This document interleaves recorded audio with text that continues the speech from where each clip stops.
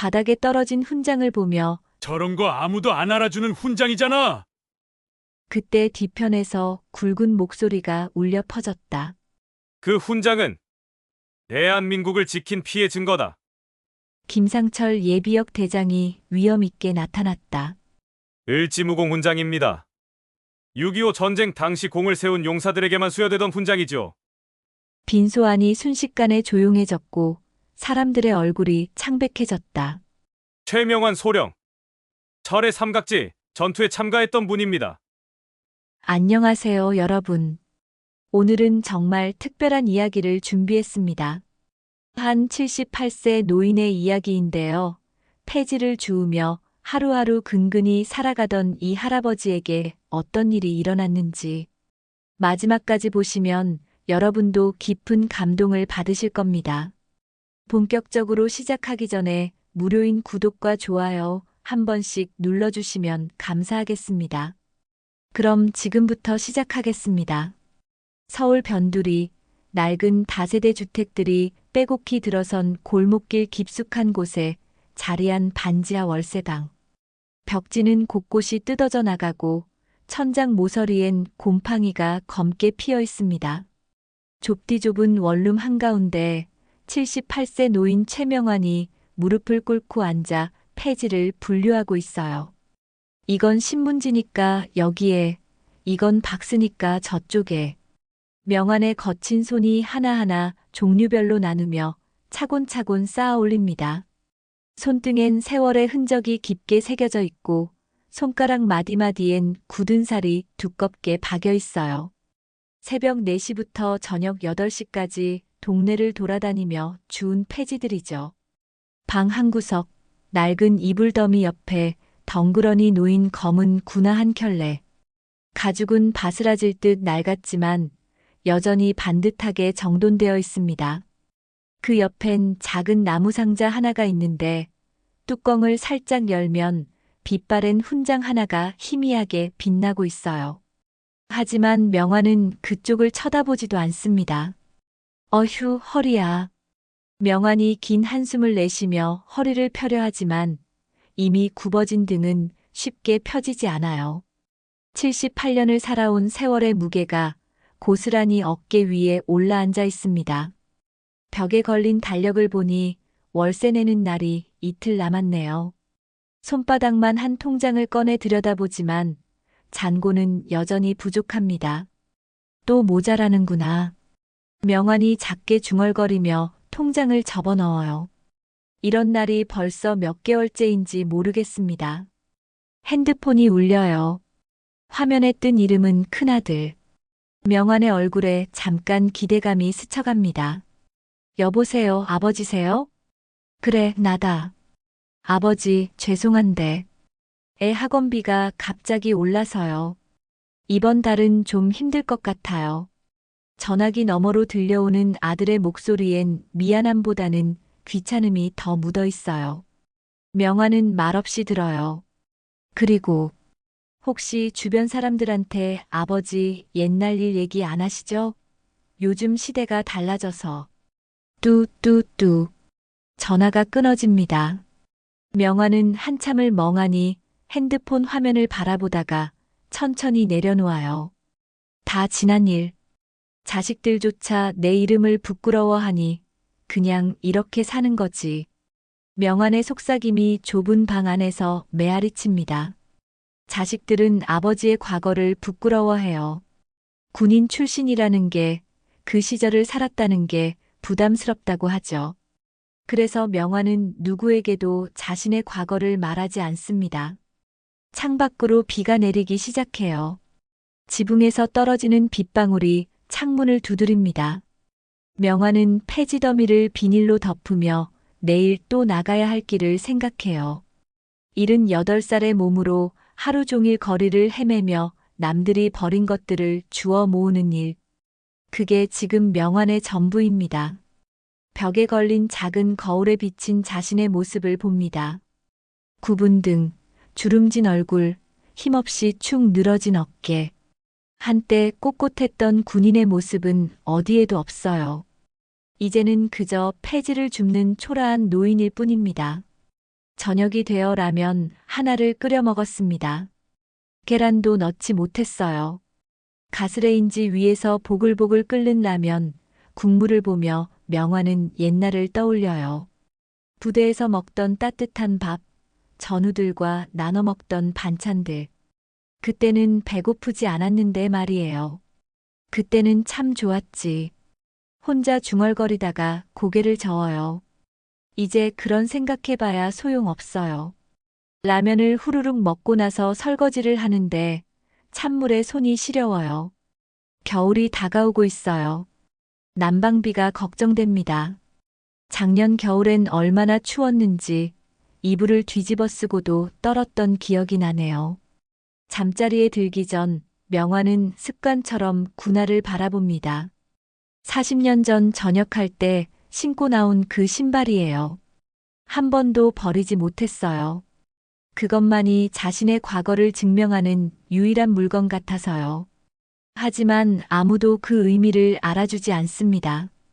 이불을 덮고 눈을 감으니 골목길에서 들려오는 소음들이 귀에 들어와요. 택시 지나가는 소리, 젊은 사람들의 웃음소리, 어디선가 들려오는 텔레비전 소리.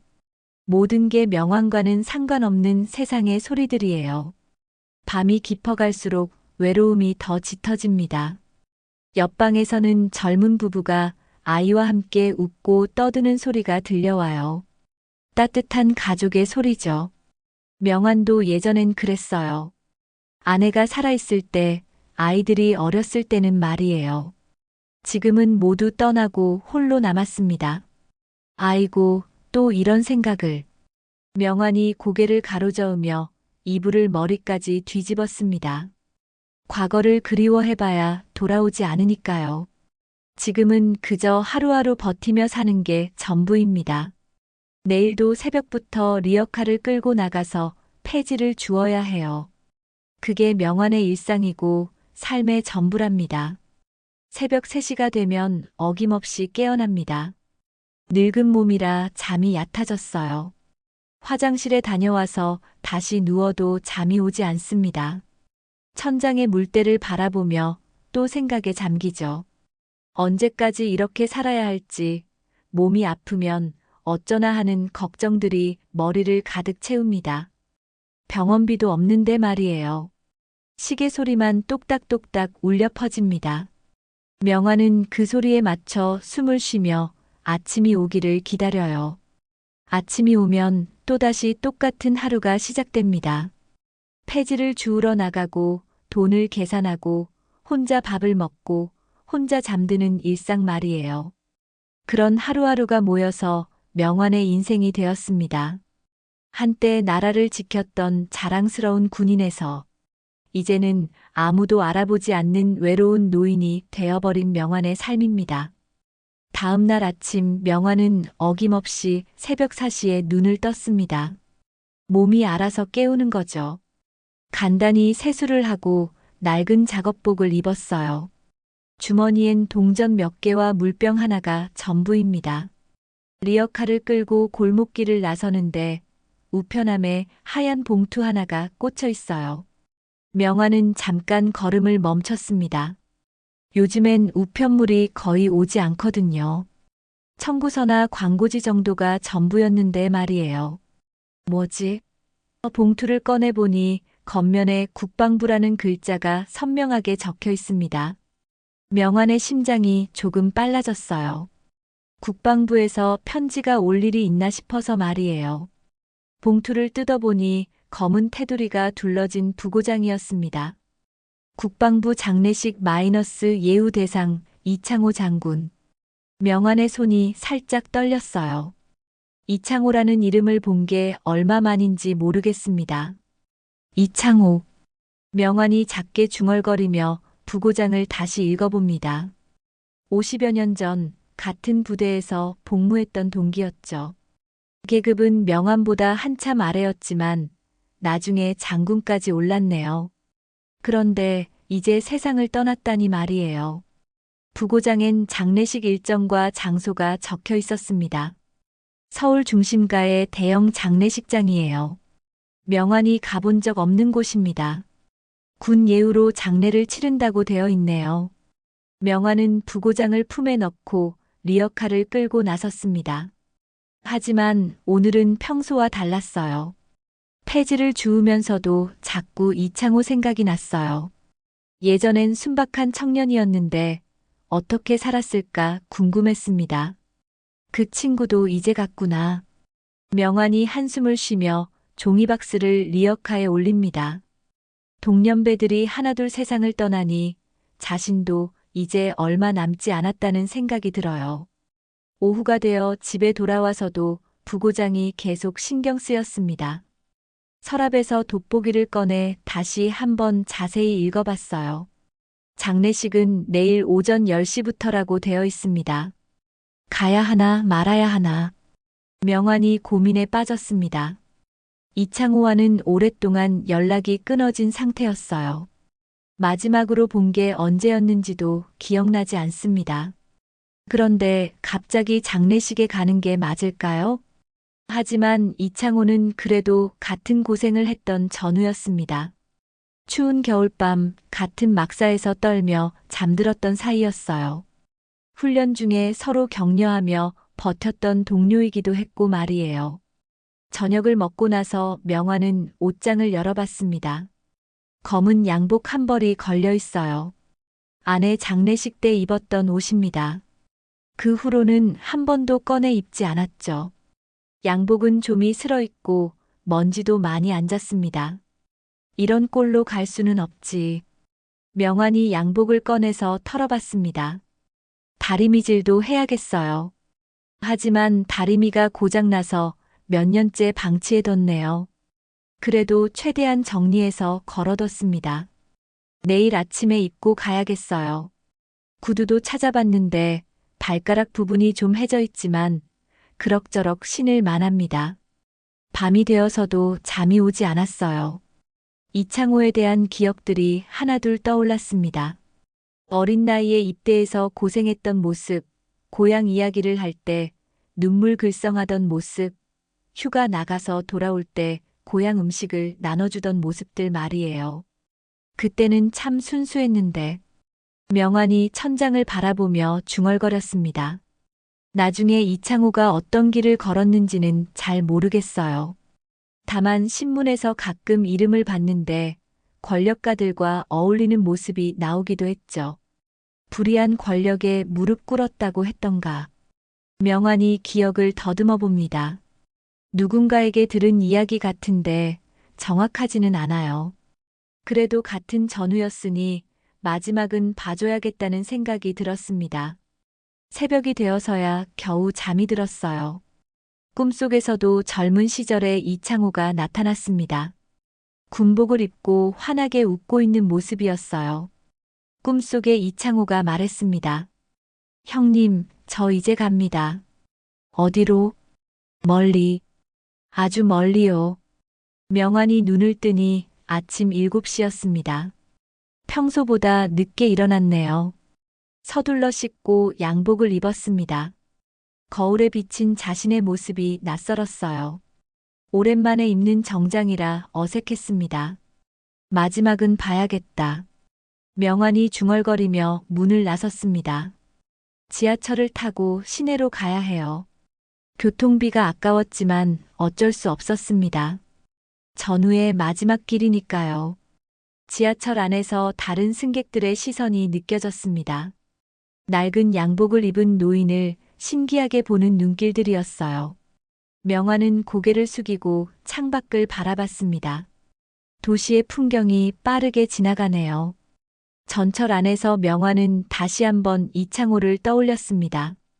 젊은 시절 둘이 함께 고생했던 기억들이 선명하게 되살아났어요.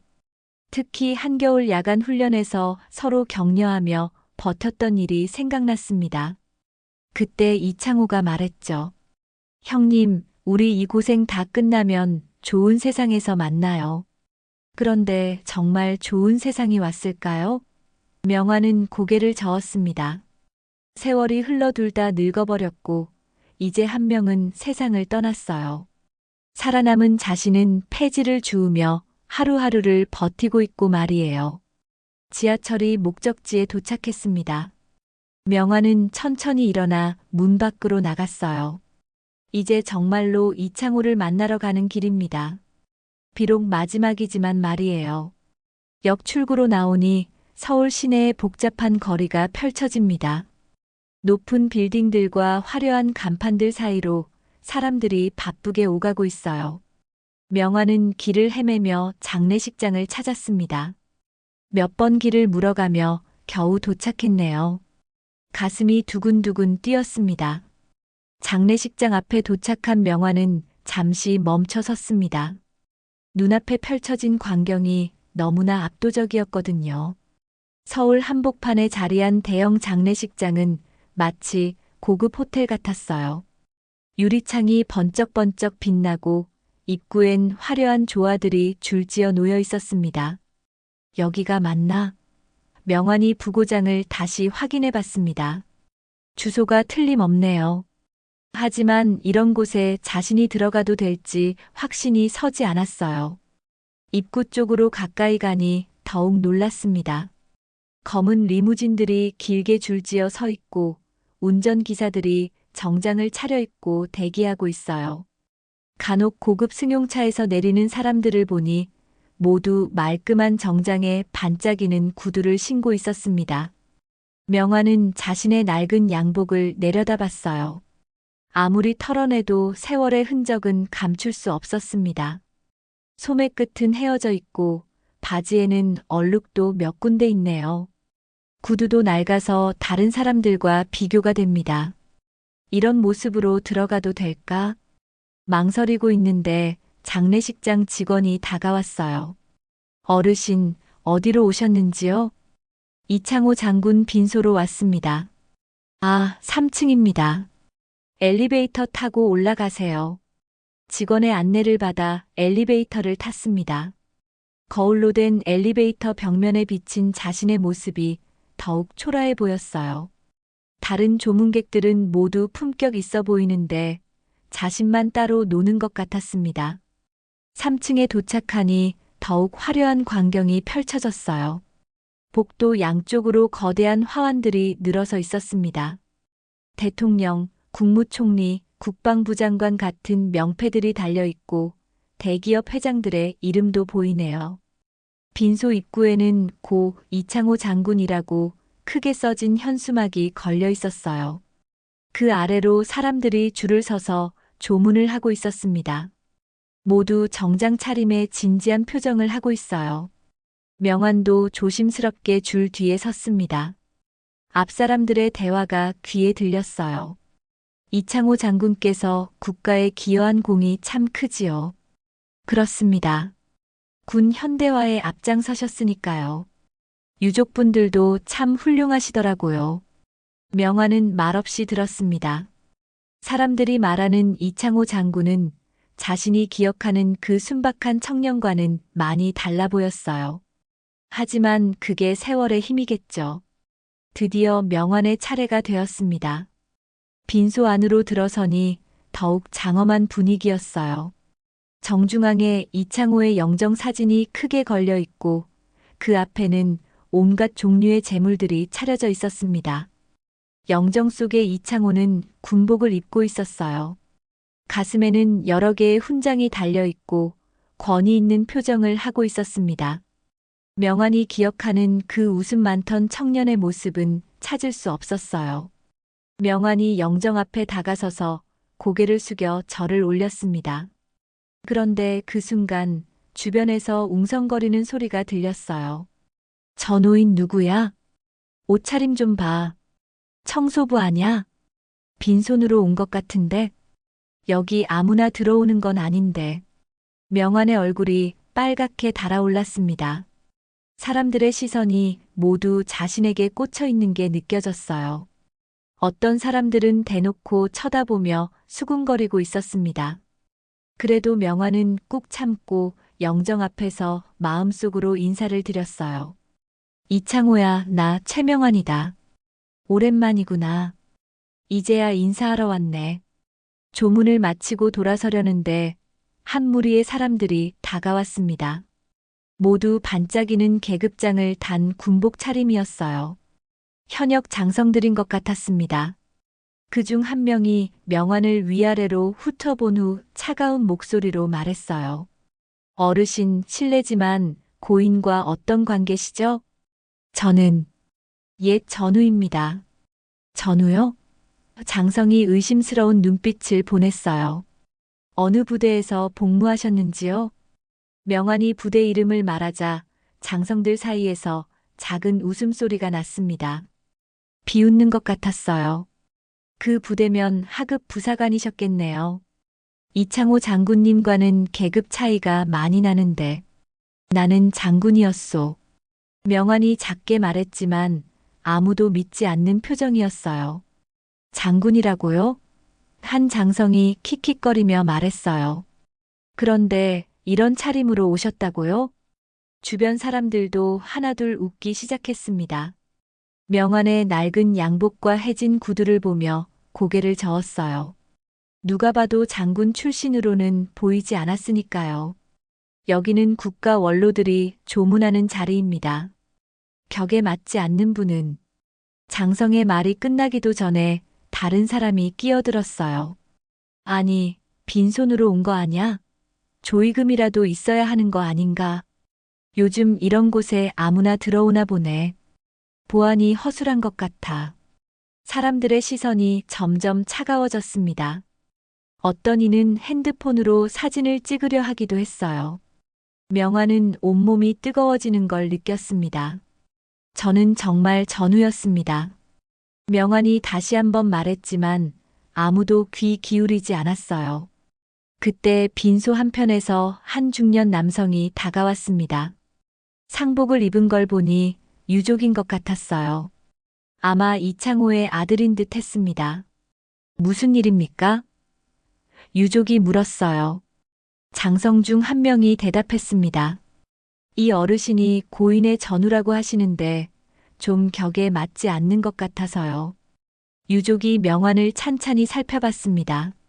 그 시선에는 명백한 경멸이 담겨 있었어요. 죄송하지만 아버지와 어울리던 분들은 모두 사회적 지위가 있는 분들이셨거든요. 혹시 다른 고인과 착각하신 건 아닐까요? 유족의 차가운 말에 명환의 가슴이 철렁 내려앉았습니다. 주변의 시선들이 더욱 따가워졌어요. 사람들은 서로 눈빛을 주고받으며 무언의 동의를 하고 있는 것 같았습니다. 저 노인은 여기 있을 자격이 없다는 뜻으로 말이에요. 저는 정말 이창호와 같은 부대에서 명환이 다시 설명하려 했지만 현역 장성 중 한 명이 손을 들어 말을 막았습니다. 어르신, 여기는 유족과 장성들만 자리할 수 있습니다. 자리 비켜주시오. 그 말에 다른 장성들도 고개를 끄덕였어요. 마치 이미 정해진 규칙인 것처럼 당연하다는 표정이었습니다. 명환은 당황스러웠어요. 전우의 마지막 길을 배웅하러 온 건데 이런 대우를 받을 줄은 몰랐거든요. 나는 옛 전우라오. 명환이 떨리는 목소리로 말했습니다. 전우? 키가 큰 장성이 콧방귀를 뀌며 대답했어요. 이런 몰골로. 그 말에 주변 사람들이 키득키득 웃기 시작했습니다. 어떤 이는 명환의 해진 양복 소매를 가리키며 옆 사람에게 속삭였어요. 또 다른 이는 명환의 낡은 구두를 보며 고개를 저었습니다. 명환은 자신도 모르게 주머니 속 군번줄을 꽉 움켜쥐었습니다. 40년 넘게 간직해온 그 군번줄만이 자신의 과거를 증명해주는 유일한 물건이었어요. 하지만 그것조차 꺼내 보일 용기가 나지 않았습니다. 아이고, 참 안 됐네. 한 부인이 동정하는 척하며 말했어요. 요양원에서 나온 건가? 치매 걸린 할아버지가 헤맨 것 같은데. 다른 사람이 맞장구 쳤습니다. 보호자는 어디 있는 거야? 사람들의 대화가 점점 더 모독적이 되어갔어요. 명환을 마치 정신이 온전하지 못한 노인 취급하고 있었습니다. 78살의 몸에 이런 모욕을 당하니 다리가 후들거렸어요. 그때 상주 역할을 하던 이창호의 아들이 짜증 섞인 목소리로 말했습니다. 아버지 장례식을 엄숙하게 치러야 하는데 이런 일로 소란을 피우면 어떻게 합니까? 죄송합니다. 제가 처리하겠습니다. 장례식장 직원이 달려와서 명환의 팔을 잡았어요. 어르신, 잠깐 밖으로 나가시죠. 명환이 저항하려 했지만 직원의 소나기가 생각보다 강했습니다.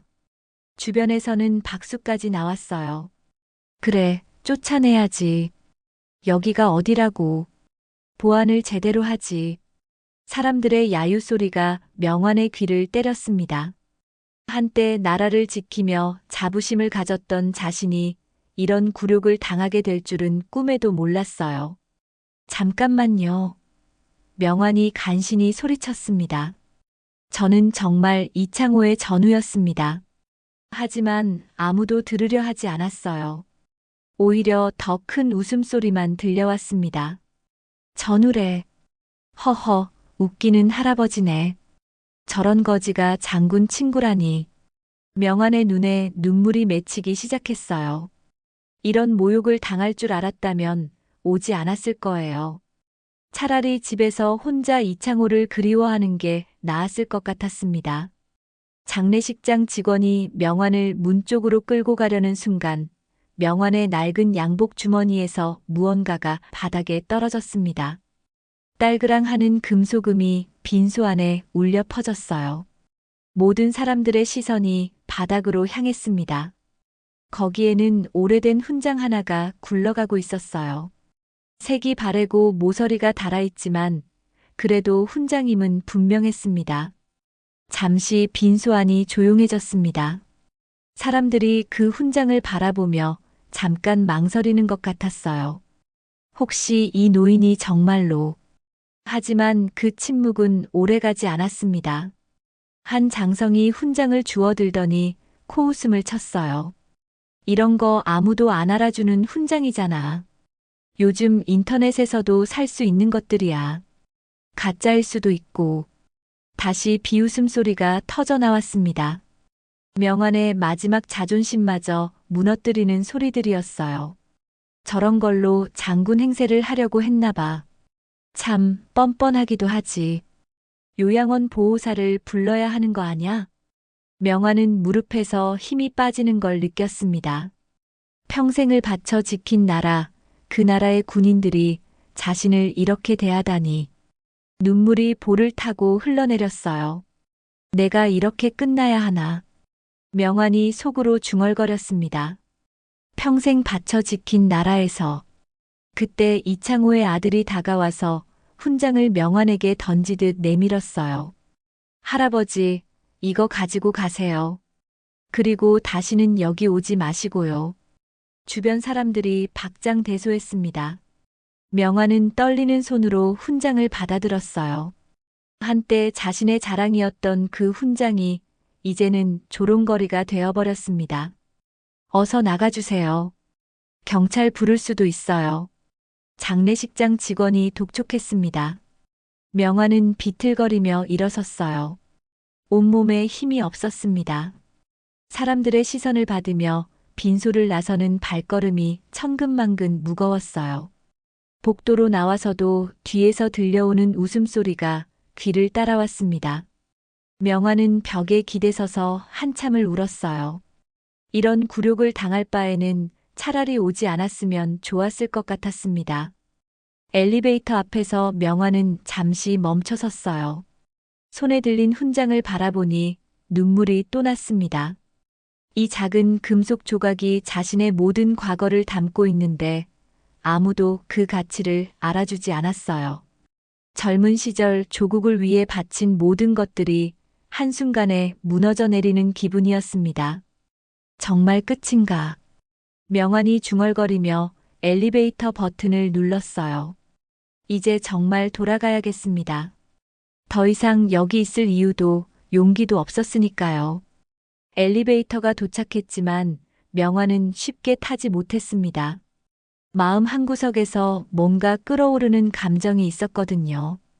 분노였을까요? 아니면 억울함이었을까요? 손에 든 훈장을 보니 젊은 시절의 기억들이 선명하게 떠올랐어요.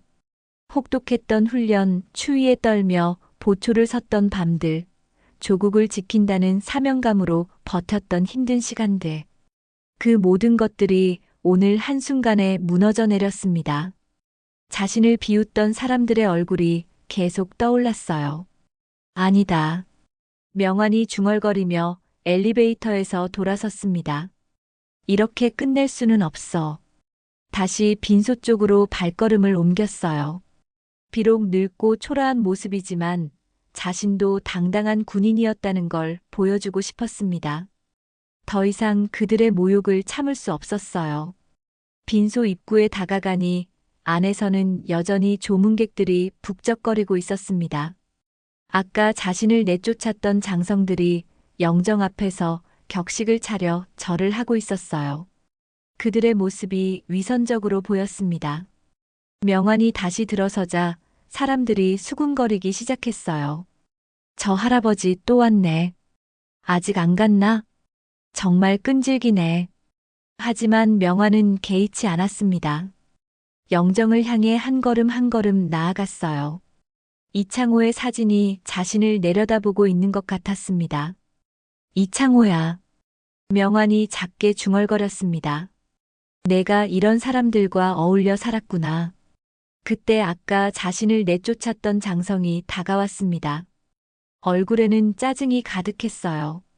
할아버지, 아직도 여기 계시네요? 이미 나가라고 했잖아요. 나는 이창호의 전우야. 명환이 떨리는 목소리로 대답했습니다. 그만하세요. 보기 민망하니까. 다른 장성이 끼어들었어요. 주변 사람들이 하나둘 모여들기 시작했습니다. 구경거리가 생긴 것에 흥미를 느끼는 것 같았어요.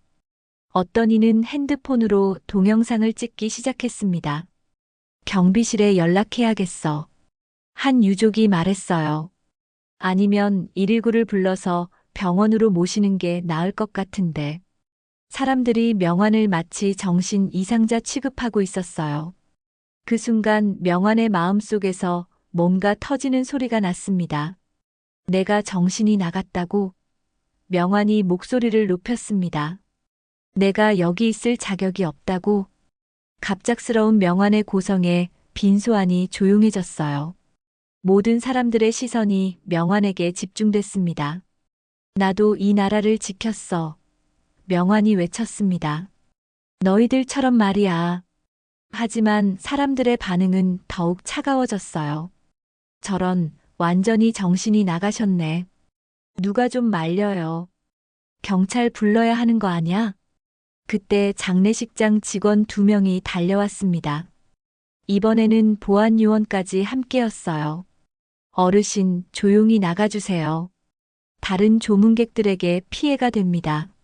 나는 가지 않아. 명환이 버텼습니다. 나도 여기 있을 권리가 있어. 보안요원이 명환의 팔을 잡으려 했습니다. 명환이 뿌리치려다가 비틀거렸어요. 나이든 몸이라 균형을 잃기 쉬웠거든요. 그 순간 명환의 양복 주머니에서 무언가가 떨어졌습니다. 이번에는 훈장이 아니었어요. 낡은 사진 한 장이 바닥에 떨어진 거였습니다.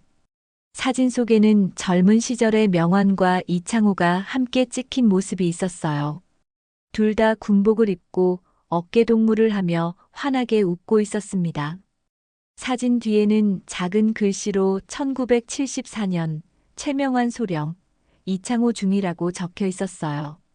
한 사람이 사진을 주워서 들여다봤습니다. 잠시 당황하는 표정을 지었지만 곧 코웃음을 쳤어요. 이것도 가짜겠지. 요즘 합성 기술이 좋으니까. 저런 거지 할아버지가 소령이었을 리 없잖아. 명환의 마지막 증거마저 인정받지 못했습니다. 가슴이 터질 것 같았어요. 그게 가짜라고. 명환의 목소리가 떨렸습니다. 당연하지. 할아버지가 장교였을 리 없잖아요. 젊은 장성이 비웃으며 말했어요. 그때 보안 요원들이 명환을 강제로 끌어내려 했습니다. 명환이 저항했지만 늙은 몸으로는 역부족이었어요. 놓아, 놓으라고. 명환이 소리쳤지만 아무도 들어주지 않았습니다. 사람들은 이 광경을 구경하며 킥킥거렸어요. 마치 서커스를 보는 것처럼 재미있어 했습니다. 저런 할아버지도 있구나. 가족이 좀 챙겨줘야 하는데. 요양원에서 나온 건 확실해. 명환이 억지로 끌려나가려는 그 순간 양복 안쪽 주머니에서 또 다른 것이 떨어졌습니다. 이번에는 낡은 군번줄이었어요. 군번줄이 바닥에 떨어지면서 딸그랑 소리가 났습니다. 그 소리에 몇 명의 시선이 쏠렸지만 대부분은 관심도 두지 않았어요. 한 장성이 군번줄을 집어들더니 번호를 읽어봤습니다. 이것도 인터넷에서 산 거겠지. 요즘 이런 것도 파나? 할아버지가 참 집요하시네. 명환은 더 이상 견딜 수 없었습니다. 자신의 모든 것이 조롱당하고 있었거든요. 눈물이 주르르 흘러내렸어요. 저런 거 아무도 안 알아주는 훈장이잖아. 누군가의 말이 또 들려왔습니다. 그 순간 명환은 자신의 인생이 통째로 부정당하는 기분이었어요. 젊은 시절 바친 모든 것들, 조국을 위해 희생했던 모든 것들이 한순간에 무가치해진 것 같았습니다. 내가 이렇게 끝나야 하나. 명환이 속으로 되뇌었습니다. 평생 바쳐 지킨 나라에서 보안 요원들이 명환을 빈소 밖으로 끌어내려는 순간 명환은 마지막으로 이창호의 영정을 바라봤습니다. 이창호야, 미안하다. 명환이 중얼거렸습니다. 내 마지막 길을 이렇게 망쳐서. 보안 요원들이 명환을 끌어내려는 바로 그 순간 빈소 뒤편에서 굵고 위험 있는 목소리가 울려 퍼졌습니다. 그 훈장은 대한민국을 지킨 피의 증거다. 모든 사람들이 깜짝 놀라며 뒤를 돌아봤어요. 빈소 입구 쪽에 한 노인이 서 있었습니다. 70대 후반으로 보이는 그 노인은 비록 나이가 들었지만 여전히 꼿꼿한 자세를 유지하고 있었어요. 말끔한 정장에 가슴에는 여러 개의 훈장이 달려 있었습니다. 저분이 누구시지? 사람들이 웅성거리기 시작했어요. 노인은 천천히 명환 쪽으로 걸어왔습니다.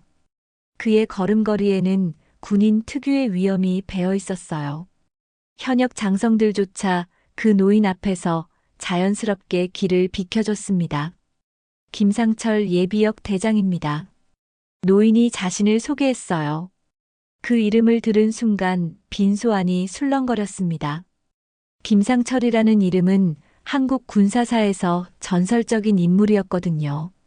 6.25 전쟁 참전 용사이자 오랫동안 군 고위직을 역임했던 분이었습니다.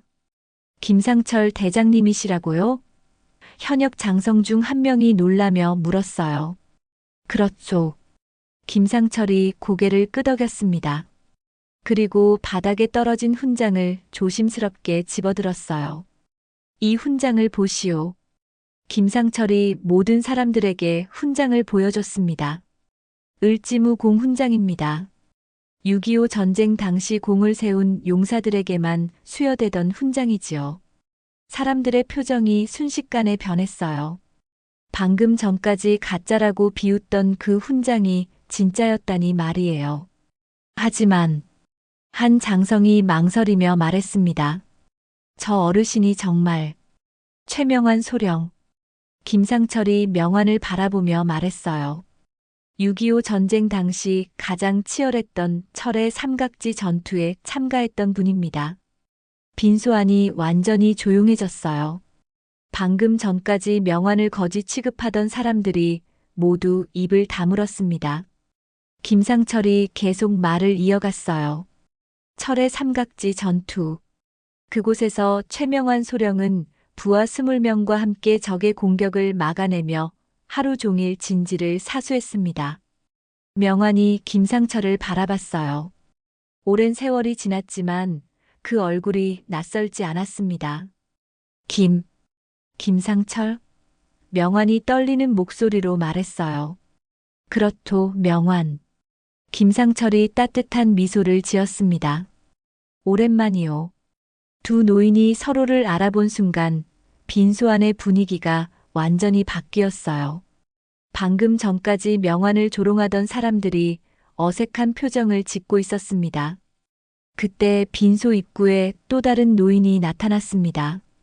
역시 70대 후반의 노인이었는데 지팡이를 짚고 있었지만 눈빛만은 여전히 날카로웠어요. 박준호 예비역 중장입니다.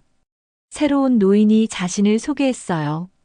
이어서 또 다른 노인들이 하나둘 나타나기 시작했습니다. 모두 예비역 장성들이었어요. 그들은 명환을 보더니 깊이 고개를 숙였습니다. 최명환 장군님, 박준호가 존경스러운 목소리로 말했어요. 장군이라고요? 현역 장성 중 한 명이 당황하며 물었습니다. 그렇죠. 김상철이 단호하게 대답했어요. 최명환 예비역 준장입니다. 그 말에 빈소 안이 다시 한번 술렁거렸어요. 방금 전까지 거지라고 비웃던 그 노인이 장군이었다니 말이에요. 6.25 전쟁 이후에도 최명환 장군은 국가를 위해 헌신하셨습니다. 또 다른 예비역 장성이 말했어요. DMZ 최전방에서 20년 넘게 복무하시며 나라를 지키셨지요. 현역 장성들의 얼굴이 점점 굳어져 갔어요. 자신들이 얼마나 큰 실수를 저질렀는지 깨닫기 시작했거든요. 그런데 왜? 한 현역 장성이 조심스럽게 물었습니다. 왜 이런 모습으로? 김상철이 씁쓸한 표정을 지었어요. 전역 후 사업에 실패하시고 부인마저 잃으셨지요. 자식들과도 멀어지시고 그래서 이렇게 어렵게 사시고 계신 겁니다. 예비역 장성들이 하나둘 명환 앞에 섰습니다. 그리고 한 사람씩 군식으로 거수 경례를 올리기 시작했어요. 첫 번째로 김상철이 거수 경례를 올렸습니다. 최명환 장군님, 김상철 예비역 대장 경례. 이어서 박준호가 경례를 올렸어요. 최명환 장군님, 박준호 예비역 중장 경례. 다른 예비역 장성들도 줄을 서서 차례대로 경례를 올렸습니다. 총 8명의 예비역 장성들이 명환에게 경의를 표했어요. 빈소 안의 모든 사람들이 이 광경을 너클 잃고 바라봤습니다. 방금 전까지 거지라고 여겼던 노인에게 나라의 원로 장성들이 경례를 올리고 있었거든요. 명환의 눈에서 눈물이 흘러내렸어요. 하지만 이번에는 굴욕의 눈물이 아니었습니다. 자신을 알아봐주는 사람들이 있다는 감동의 눈물이었어요. 여러분, 명환이 떨리는 목소리로 말했습니다. 고맙습니다. 그때 현역 장성들이 어떻게 해야 할지 몰라 서로를 바라봤어요. 방금 전까지 모독했던 상대가 자신들보다 높은 계급의 원로였다니 말이에요. 김상철이 현역 장성들을 돌아보며 말했어요. 최명환 장군은 여러분들의 선배입니다. 여러분이 태어나기도 전에 이미 나라를 지키고 계셨던 분이지요. 현역 장성들의 얼굴이 창백해졌어요. 자신들이 얼마나 큰 모독을 저질렀는지 깨달았거든요. 그리고 김상철이 이창호의 영정을 바라보며 말했습니다. 이창호도 최명환 장군의 후배였습니다.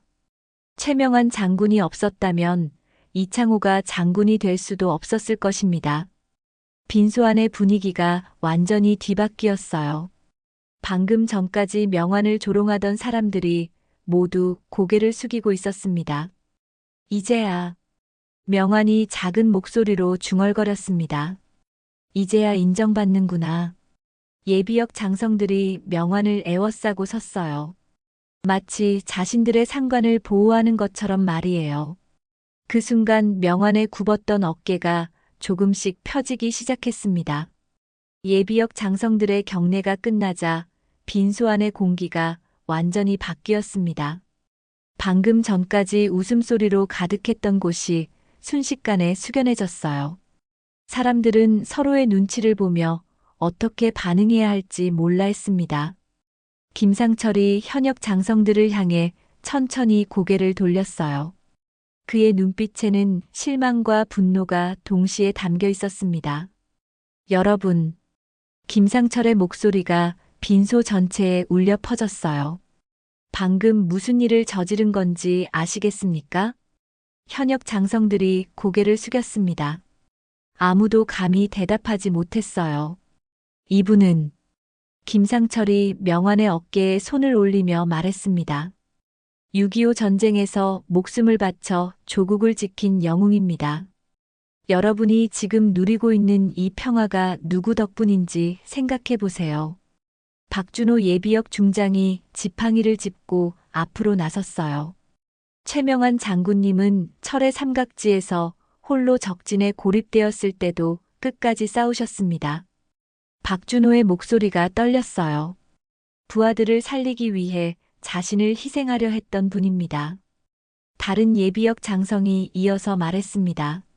전후에도 DMZ 최전방에서 20년을 복무하시며 젊은 장교들을 가르치고 키우셨습니다. 지금 여러분 중 많은 분들도 최명환 장군님의 가르침을 받았을 겁니다. 현역 장성들의 얼굴이 점점 창백해져 갔어요. 그들 중 일부는 정말로 젊은 시절 명환에게서 훈련을 받았던 기억이 있었거든요. 그때 키가 큰 현역 장성 중 하나가 무릎을 꿇기 시작했습니다. 그는 명환을 가장 심하게 모독했던 사람 중 하나였어요. 죄송합니다. 그의 목소리가 떨렸습니다. 제가 몰라봤습니다. 다른 장성들도 하나둘 무릎을 꿇기 시작했어요. 처음에는 망설이던 사람들도 결국 모두 무릎을 꿇었습니다. 총 12명의 현역 장성들이 명환 앞에서 무릎을 꿇은 거였어요. 빈소 안의 다른 조문객들도 이 광경을 보고 어떻게 해야 할지 몰라 했습니다. 방금 전까지 명환을 비웃었던 사람들이었거든요. 우리가 너무 잘못했습니다. 한 장성이 울먹이며 말했어요. 용서해 주십시오, 장군님. 저희가 눈이 멀었습니다. 현역 장성들의 사과가 이어졌습니다. 명환은 그 광경을 멍하니 바라봤어요. 꿈인지 현실인지 구분이 안 될 정도였습니다. 그때 이창호의 아들이 떨리는 목소리로 다가왔어요. 죄송합니다. 정말 죄송합니다. 그도 무릎을 꿇으며 말했어요. 아버지의 은인을 알아보지 못했습니다. 은인이라고? 명환이 놀라며 물었어요. 김상철이 대신 설명해줬습니다. 이창호가 젊었을 때 전방에서 복무할 때입니다. 적의 기습 공격을 받아 생사의 기로에 섰었는데 최명환 장군께서 직접 구출 작전을 지휘해서 구해냈지요. 이창호의 아들이 더욱 깊이 고개를 숙였어요. 아버지가 생전에 말씀하셨습니다. 최명환 형님이 아니었다면 내가 지금 여기 없었을 것이라고. 명환의 눈에서 눈물이 주르르 흘러내렸어요. 이창호가 자신을 기억하고 있었다니 말이에요. 그런데 왜? 명환이 떨리는 목소리로 물었습니다. 왜 연락을 안 했지? 이창호의 아들이 부끄러운 표정으로 대답했어요. 아버지가 장군님을 찾으려 했습니다. 하지만 저녁 후 연락이 끊어져서 찾을 수 없었어요. 그리고 나중에 장군님이 어려워지셨다는 소문을 들었는데. 소문? 김상철이 날카롭게 물었어요. 아버지가 도움을 드리고 싶어 했지만 주변에서 말렸습니다. 정치적으로 부담이 될 수 있다고. 그 말에 예비역 장성들의 얼굴이 굳어졌어요. 이창호가 권력과 명예를 위해 은인을 버렸다는 뜻이었거든요. 그래서 이창호의 아들이 계속 말했습니다. 아버지가 돌아가시기 전에 계속 후회하셨어요. 최명환 형님께 죄송하다고. 빈소 안이 완전히 조용해졌어요. 이창호의 영정 사진이 마치 부끄러워하는 것 같았습니다. 명환이 천천히 이창호의 아들에게 다가갔어요. 일어나거라. 명환이 부드럽게 말했습니다. 장군님, 너희 아버지도 어쩔 수 없었을 거다. 그 시절이 그랬으니까. 명환의 관대함에 사람들이 더욱 부끄러워했어요. 그때 박준호가 앞으로 나섰습니다. 최명환 장군님. 박준호의 목소리에 간절함이 담겨 있었어요. 우리가 더럽힌 명예 용서해 주십시오. 다른 예비역 장성들도 고개를 숙였어요. 우리도 마찬가지입니다. 오랜 세월 장군님을 잊고 살았습니다. 정말 죄송합니다. 명환이 그들을 바라봤어요. 한때 함께 나라를 지켰던 동료들이었습니다. 여러분, 명환의 목소리가 메었어요. 고맙습니다. 정말 고마워요. 그 순간 명환의 눈에서 그토록 오랫동안 참아왔던 눈물이 쏟아져 나왔습니다. 하지만 이번에는 기쁨의 눈물이었어요. 드디어 자신을 알아봐주는 사람들을 만났으니까요. 장례식장 전체가 숙연해졌습니다. 방금 전까지 시끄럽던 사람들이 모두 고개를 숙이고 있었어요.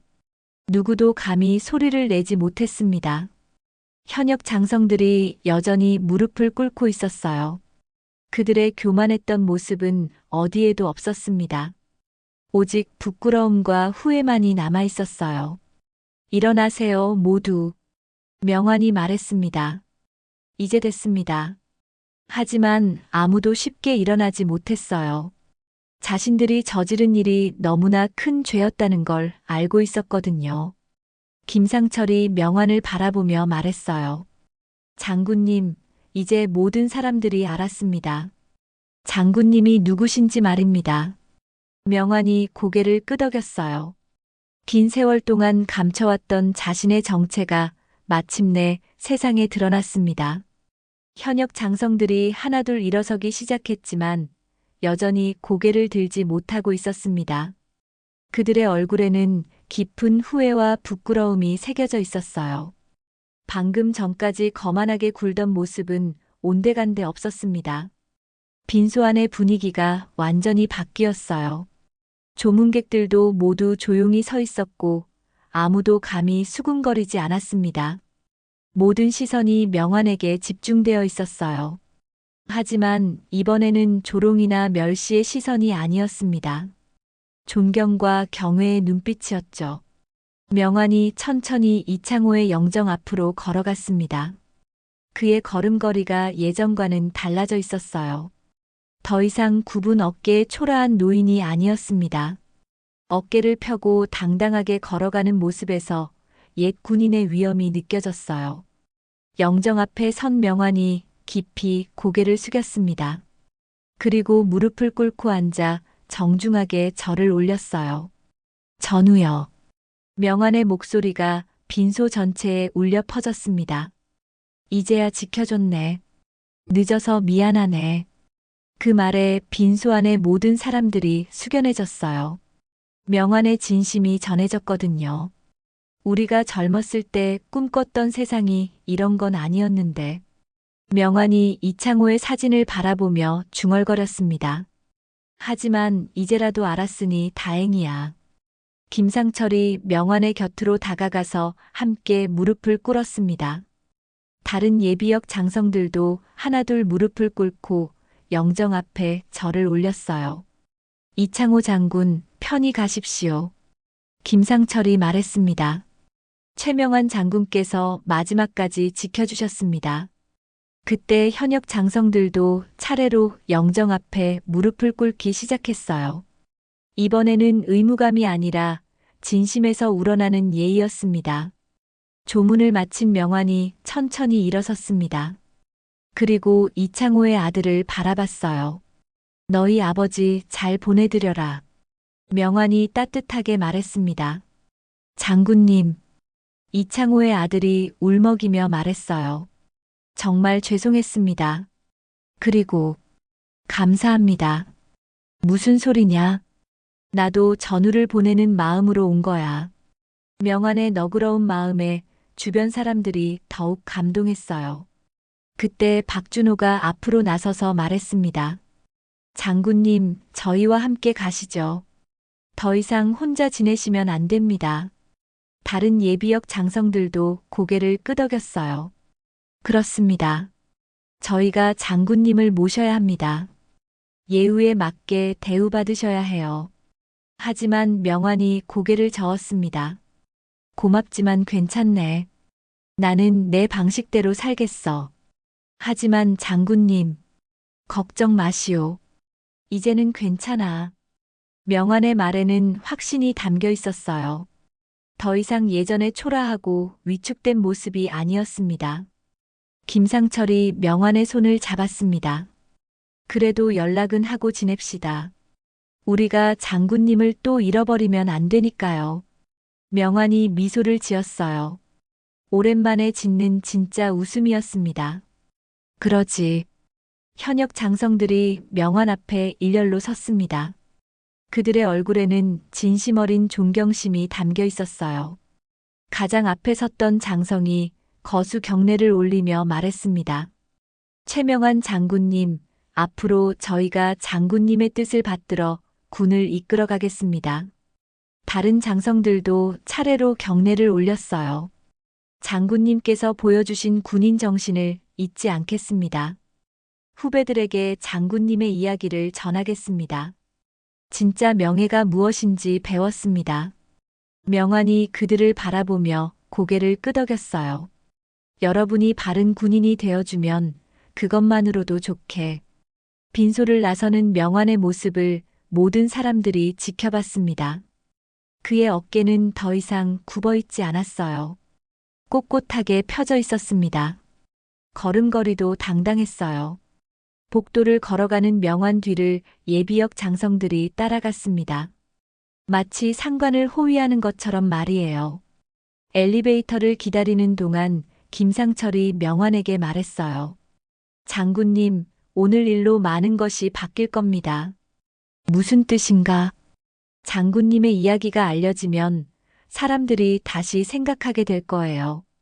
진짜 영웅이 누구인지 말입니다. 명환이 고개를 저었어요. 나는 영웅이 아니야. 그냥 내 의무를 다했을 뿐이지. 그런 분이 진짜 영웅입니다. 엘리베이터가 도착했고 명환이 타기 전에 돌아섰습니다. 여러분, 오늘 고마웠어. 정말 고마웠네. 저희야말로 감사합니다, 장군님. 엘리베이터 문이 닫히고 명환이 아래층으로 내려갔습니다.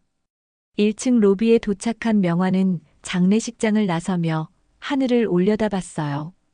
오늘따라 하늘이 특별히 파랗게 보였습니다.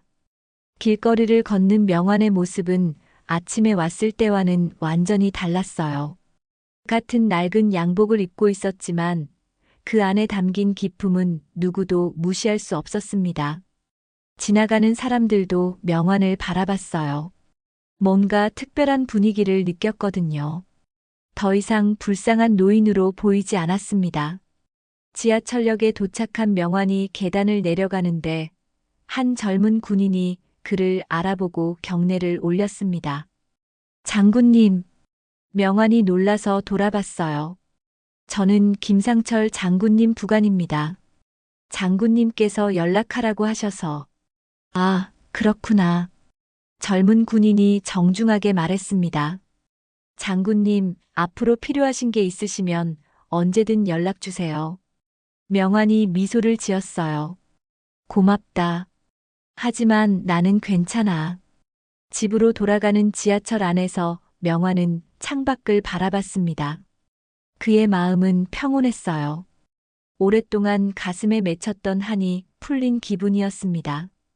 반지하 월세방에 도착한 명환이 문을 열고 들어갔습니다. 여전히 좁고 낡은 방이었지만 더 이상 초라해 보이지 않았어요. 명환이 거울 앞에 섰습니다. 거울 속에 자신을 바라보며 작게 웃었어요. 이제야 진짜 내 모습을 찾았구나.